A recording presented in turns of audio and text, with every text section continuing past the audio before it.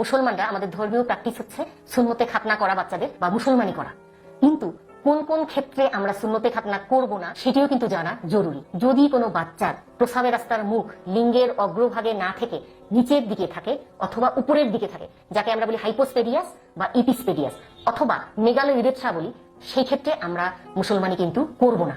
কেন করবো না? কারণ যাদের লিঙ্গের নিচের দিকে থাকে বা উপরিভাগে থাকে তাদের কিন্তু দেখবেন যে ওই জায়গায় পিটিউসিয়াল যে চামড়া থাকে, স্কিনটা থাকে না। অনেকেই বলে থাকেন গ্রামে এটিকে যে জন্মগতভাবে মুসলমানি করা, কিন্তু আসলে কিন্তু বিষয়টি তা নয়। এটি হচ্ছে হাইপোস্পেডিয়াস অথবা ইপিস্পেডিয়াস। যদি প্রস্রাবের রাস্তার মুখ মুখে না থেকে নিচে বা উপরে থাকে করবো না, কারণ ওই যে চামড়া কেটে মুসলমানি করা হয় ওই চামড়া দিয়ে আমরা অনেক সময় প্রস্রাবের রাস্তা তৈরি করে দিই। তাই আগেই যদি মুসলমানি করে ফেলেন তাহলে ওই রাস্তা তৈরি করবার মতো চামড়া আমরা আর পাবো না। আর কাদের করবো না? যাদের রক্তরোগ আছে কিন্তু রক্তরোগ নিয়ন্ত্রণে নেই, আনকন্ট্রোল ব্লিডিং ডিসঅর্ডার। আর কাদের করবো না? যে বাচ্চার এত জন্মগত ত্রুটি আছে যে মেডিকেলি আনফিট, তাদের ক্ষেত্রে কিন্তু আমরা করবো না। এছাড়া প্রি ম্যাচুরিটি, ডেটের অনেক আগে ডেলিভারি হয়েছে, এই বাচ্চা কিন্তু জন্মের সময় আমরা কখনোই করবো না। এর করবো কিন্তু দেরি করে করতে হবে।